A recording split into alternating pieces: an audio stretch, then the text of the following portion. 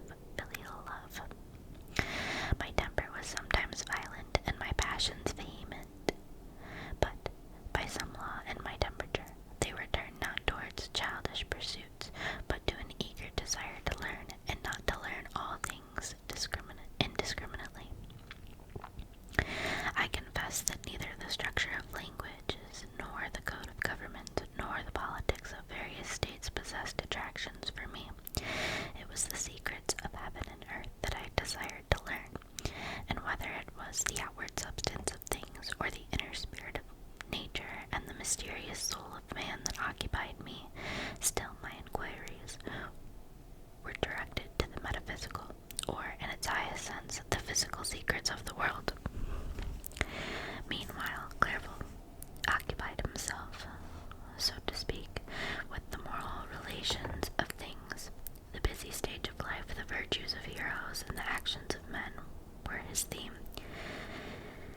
and his hope and his dream was to become one among those whose names are recorded in story as the gallant and adventurous benefactors of our species. The saintly soul of Elizabeth shone like a shrine-dedicated lamp, and our peaceful, her sympathy was ours. Her smile, her soft voice, the sweet glance of her celestial eyes were ever there to bless and animate us. She was the living spirit of love, to soften and attract. I might have become sullen in my study, rough through the ardor of my nature, but that she was there to subdue me to a semblance of her own gentleness and Clerval could aught ill entrench on the noble spirit of Clerval.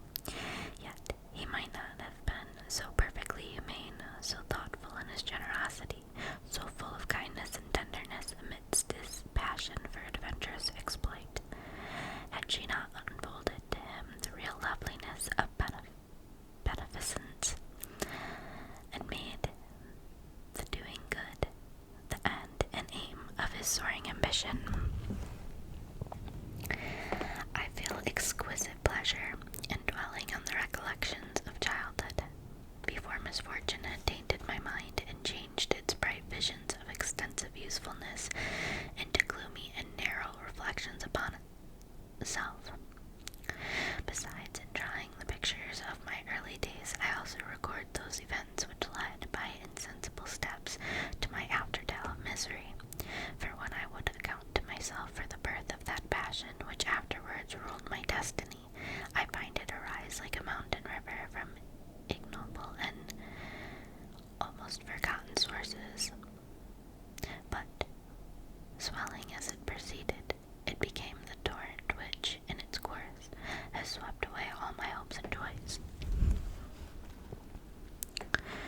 Natural philosophy is the genius that has regulated my fate. I desire, therefore, in this narration, to state those facts which led to my predilection for that science.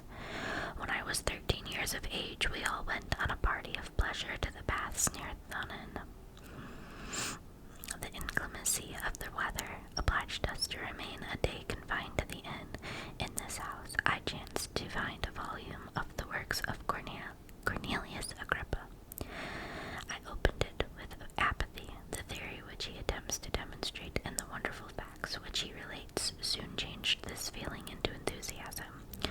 A new light seemed to dawn upon my mind, and, bounding with joy, I communicated my discovery to my father. My father looked carelessly at the title page of my book and said, "Ah, Cornelius Agrippa, my dear Victor, do not waste your time upon this. It is sad trash."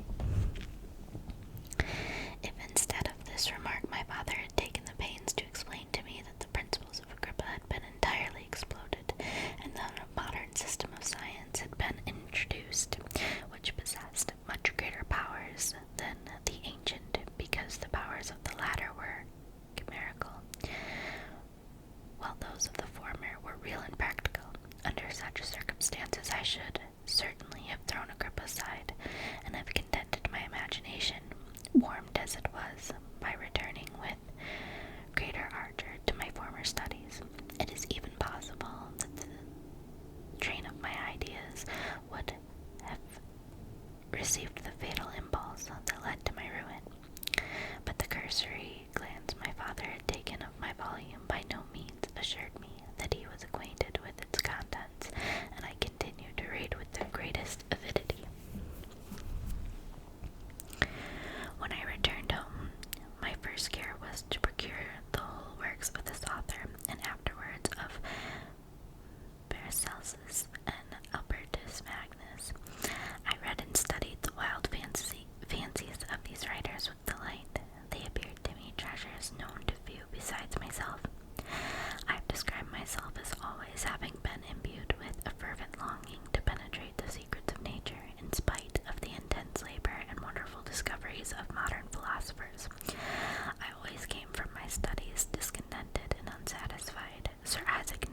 said to have avowed that he felt like a child picking up shells beside the great and unexplored ocean of truth.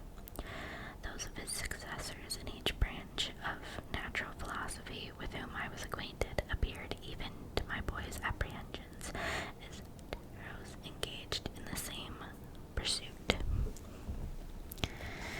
The untaught peasant beheld the elements around him and was acquainted with their practical uses. The most learned philosopher knew little more. He had partially unveiled the face of nature, but her immortal lineaments were still a wonder and a mystery. He might dissect, anatomize, and give names, but not to speak of final causes in their secondary and tertiary grades were utterly unknown to him. I had gazed upon the fortifications and impediments that seemed to keep human beings from entering the citadel of nature, and rashly and ignorantly I had repined. But here were books, and here were men who had penetrated deeper and knew more. I took their word for all they have averred, and I became their disciple. It may appear strange that such should arise in the 18th century, but while I followed the routine of education in the schools of Geneva, I was, to a great degree, self-taught with regard to my favorite studies.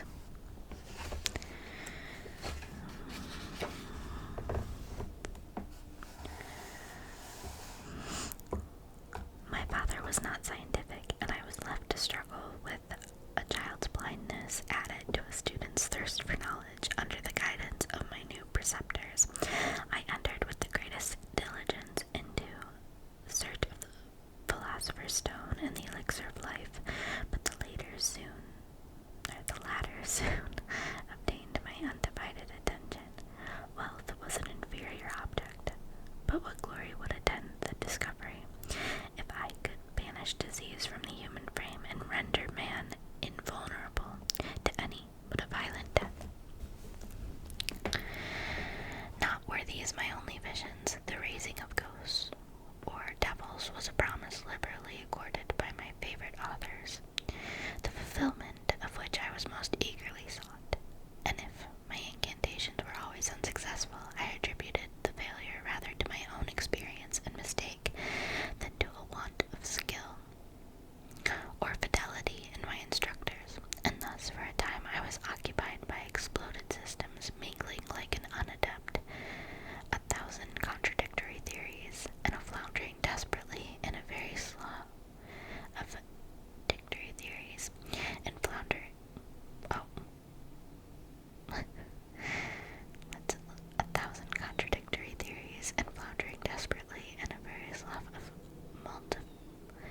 multifarious knowledge, guided by an ardent imagination and childish reasoning, till an accident again changed the current of my ideas. Wow, sorry about that. Loud plane. Also, I seem to be tripping over my words a lot today, so we'll try to do better. When I was about 15 years old, we had retired to our home near Belrive, when we witnessed a most violent and terrible thunderstorm. It advanced from behind the mountains of Jura, and the thunder burst at once with frightful loudness from various quarters of the heavens. I remained while the storm lasted, watching its progress with curiosity and delight. As I stood at the door, on a sudden, I beheld a stream of fire issue from an old, beautiful oak, which stood above 20 yards from our house, and so soon as the dazzling light vanished, the oak had disappeared, and nothing remained but a blasted stump. When we visited the next morning, we found the tree shattered in a singular manner. It was not splintered by the shock, but entirely reduced to thin ribbons of wood. I never beheld anything so utterly destroyed. Before this, I was not unacquainted with the more obvious laws of electricity. On this occasion, a man of great research in natural philosophy was with was, and excited by this catastrophe, he entered on the explanation of the theory which he had formed on the subject of electricity and Calvinism, which was at once new and astonishing to me.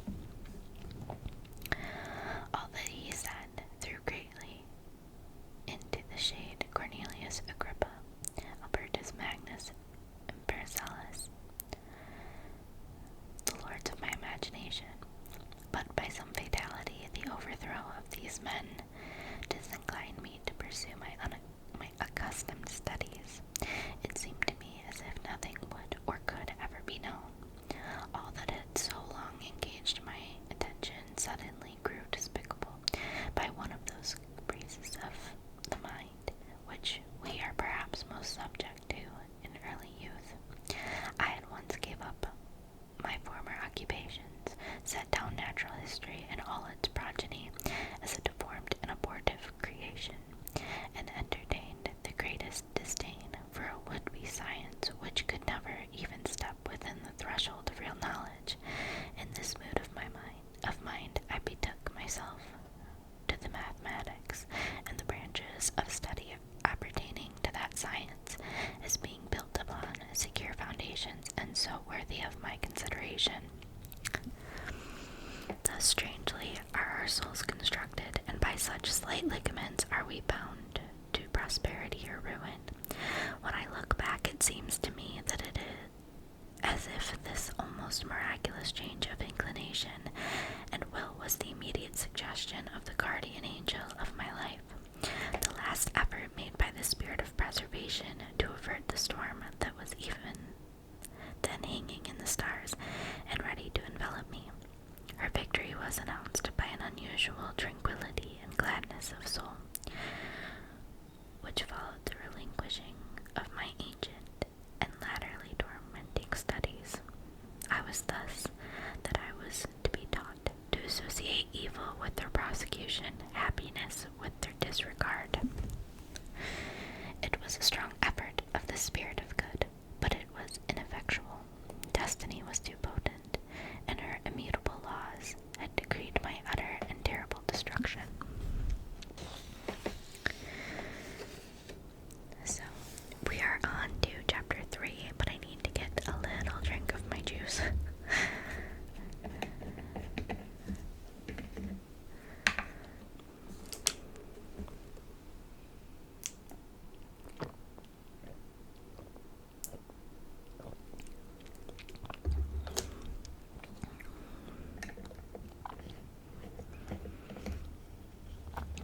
Okay. And just out of curiosity, I want to see how long this chapter is. Not too bad. Okay. Chapter 3. When I had attained the age of 17, my parents resolved that I should become a student at the University of Ingolstadt. There we go. I had hitherto attended the schools of Geneva, but my father thought it necessary for the completion of my education that I should be made acquainted with other customs than those of my native country. My departure was therefore fixed at an early date, but before the day resolved upon could arrive, the first misfortune of my life occurred, an omen, as it were, of my future misery. Elizabeth had caught the scarlet fever. Her illness was severe, and she was in the greatest danger. During her illness, many arguments had been urged to persuade my mother to refrain from attending upon her. She had at first yielded to her entreaties, but when she heard that the life of her favorite was menaced, she could no longer control her anxiety. She attended her sick bed. Her watchful attentions triumphed over the malignity of the distemper. Elizabeth was saved, but the consequences of this imprudence were fatal to her preserver. On the third day, my mother sickened. Her fever was accompanied by the most alarming symptoms, and the look of her medical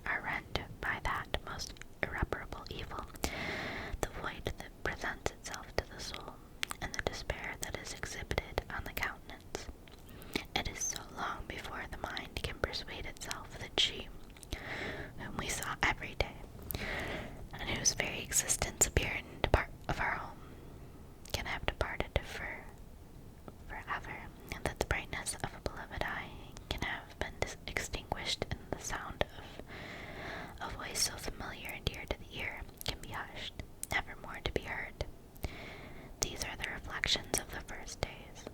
But when the lapse of time proves the reality of the evil, then the actual bitterness of grief commences. Yet, from who has not that rude hand rent away some dear connection? And why should I describe a sorrow which all have felt and must feel?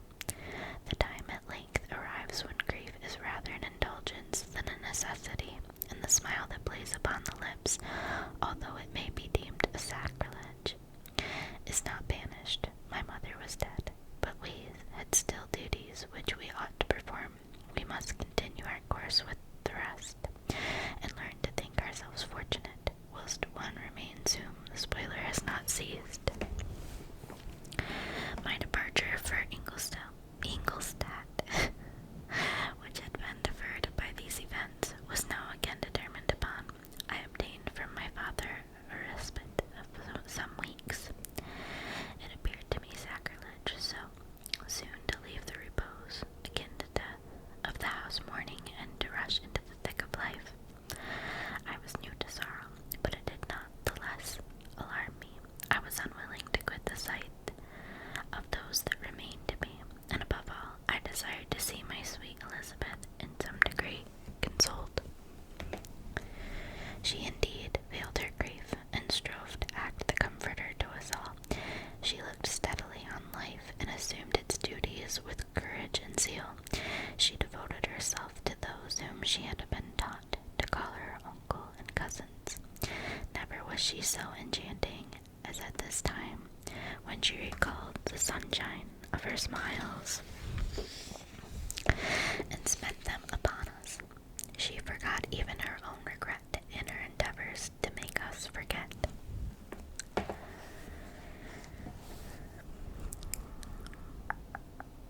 The day of my departure at length arrived. Clerval spent the last evening with us. He had endeavored to persuade his father to permit him to accompany me and to become my fellow student, but in vain. His father was a narrow-minded trader, and saw idleness and ruin in the aspirations and ambition of his son. Henry deeply felt the misfortune of being debarred from a liberal education. He said little, but when he spoke, I read in his kindling eye and in his animated glance a restrained but firm resolve not to be chained to the miserable details of commerce. We sat late. We could not tear ourselves away from each other, nor persuade ourselves to say the word farewell. It was said, and we retired under the pretense of seeking repose, each fancying that the other was deceived. But when at morning's dawn I descended to the carriage which was to convey me away, they were all there. My father again to bless me, Clerval to press my hand once more, my Elizabeth to renew her entreaties that I would write often, and to bestow the last feminine attentions on her playmate and friend.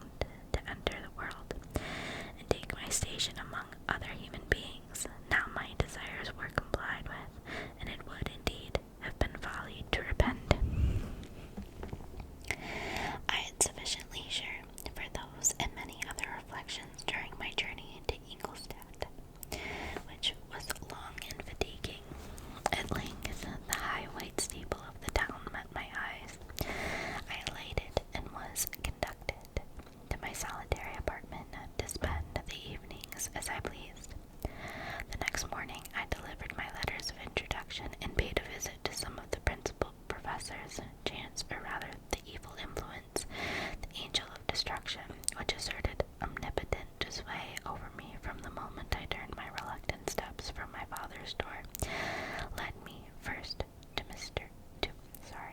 M. Kemp, professor of natural philosophy. He was an uncouth man, but deeply imbued in the secrets of his science. He asked me several questions concerning my progress in the different branches of science appertaining to natural philosophy. I replied carelessly, and partly in contempt, mentioning the names of my alchemists as the principal authors I had studied. The professor stared. "Have you," he said, "really spent your time in studying such nonsense?" I replied in the affirmative. "Every minute," continued Kemp, with the warmth every instant that you have wasted on those books is utterly and entirely lost. You have burdened your memory with exploded systems and useless names. Good God, in what desert land have you lived, where no one was kind enough to inform you that these fancies which you have so greedily imbibed are 1,000 years old, and as musty as they are ancient? I little expected in this enlightened and scientific age to find a discipline of Albertus Magnus and Paracelsus. My dear sir, you must begin your studies entirely anew." So saying, he stepped aside and wrote down a list of several books treating of natural philosophy, which he desired me to procure, and dismissed me after mentioning that in the beginning of the following week he intended to commence a course of lectures upon natural philosophy and its general relations, and that M. Waldman, a fellow professor, would lecture upon chemistry the alternate days that he admitted. I returned home not disappointed, for I have said that I had long considered those authors useless whom the professor reprobated, but I returned not at all the more inclined to recur to these studies in any shape. M. Kemp was a little squat man with a gruff voice and repulsive countenance. The teacher, therefore, did not prepossess me in favor of his pursuits. In rather a too philosophical and connected strain, perhaps, I have given an account of the conclusions I had come to concerning them in early years. As a child, I had not been content with the results promised by the modern professors of natural science, with a confusion of ideas only to be accounted for by my extreme youth and my want of a guide on such matters. I had retrod the steps of knowledge along the paths of time, and exchanged the discoveries of recent inquirers for the dreams of forgotten alchemists. Besides, I had a contempt for the uses of modern natural philosophy. It was very different when the masters of science sought immortality and power. Such views, although futile, were grand. But now, the scene was changed. The ambition of the inquirer seemed to limit itself to the annihilation of those visions on which my interest in science was chiefly founded. I was required to exchange chimeras of boundless grandeur for realities of little worth. Such were my reflections during the first 2 or 3 days of residence of Ingolstadt, which were chiefly spent in becoming acquainted with the localities and the principal residents in my new abode. But as the ensuing week commenced, I thought of the information which M. Kemp had given me concerning the lectures, and although I could not consent to go and hear that little conceited fellow deliver sentences out of a pulpit, I recollected what he had said of M. Waldman, whom I had never seen, as he had hitherto been out of town. Partly from curiosity and partly from idleness, I went into the lecturing room, which M. Waldman entered shortly after. This professor was very unlike his colleagues. He appeared about 50 years of age, but with an aspect expressive of the greatest benevolence. A few gray hairs covered his temples, but those at the back of his head were nearly black. His person was short, but remarkably erect, and his voice the sweetest I had ever heard. He began his lecture lecture by recapitulation of the history of chemistry and the various improvements made by different men of learning, pronouncing with fervor the names of the most distinguished discoveries. He then took a cursory view of the present state of science and explained many of its elementary terms. After having made a few preparatory experiments, he concluded with panegyric upon modern chemistry, the terms of which I shall never forget. The ancient teachers of this science, he said, promised impossibilities and performed nothing. The modern masters promise very little. They know that metals cannot be transmuted and that the elixir of life is a chimera. But these philosophers, whose hands seem only made to dabble in dirt and their eyes to pore over the microscope or crucible, have indeed performed miracles. They penetrate into the recess of nature and show how she works in her hiding places. They ascend into the heavens. They have discovered how the blood circulates and the nature of the air we breathe. They have acquired new and almost unlimited powers. They can command the thunders of heaven, mimic the earthquake, and even mock the invisible world with its own shadows. Such were the professor's words. Rather, let me say such the words of the fate announced to destroy me. As he went on, I felt as if my soul were grappling with a palpable enemy. One by one, the various keys were touched which formed the mechanism of my being. Chord after chord was sounded, and soon my mind was filled with one thought, one conception, one purpose. So much has been done, exclaimed the soul of Frankenstein. More, far more, will I achieve.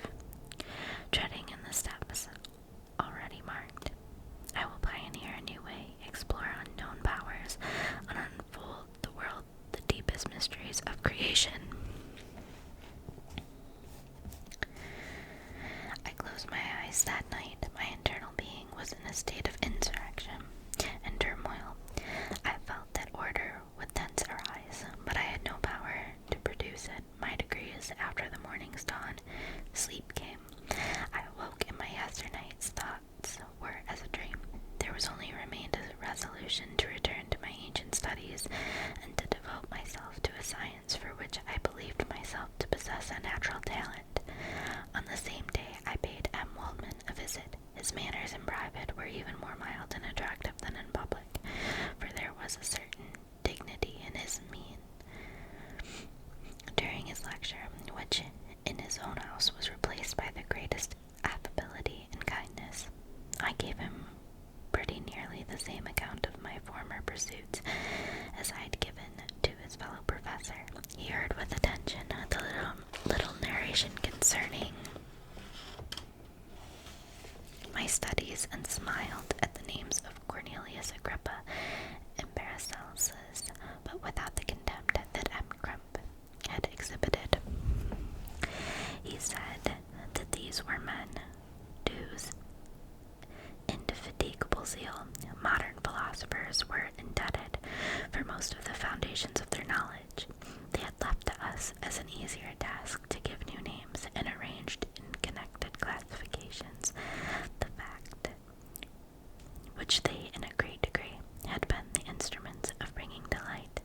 The labors of men of genius, however erroneously directed, scarcely ever fail in ultimately turning to the solid advantage of mankind. I listened to his statement, which was delivered without any presumption or affectation, and then added that his lecture had removed my prejudices against modern chemists. Sorry guys, my Amazon's going off. I expressed myself in measured terms with modesty and deference due from a youth to his instructor, without letting escape. Inexperience in life would have made me ashamed any of the enthusiasm which stimulated my intended labors. I requested his advice concerning the books I ought to procure.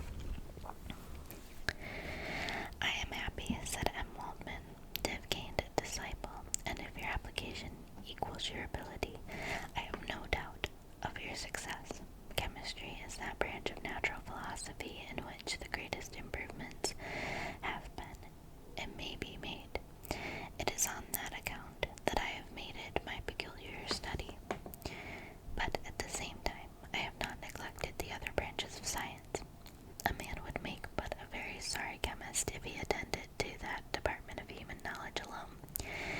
If your wish is to become really a man of science and not merely a petty experimentalist, I should advise you to apply to every branch of natural philosophy, including mathematics. He then took me into his laboratory and explained to me the uses of his various machines, instructing me as to what I ought to procure, and promising me the use of his own when I should have advanced far enough in the science not to derange their mechanism. He also gave me the list of books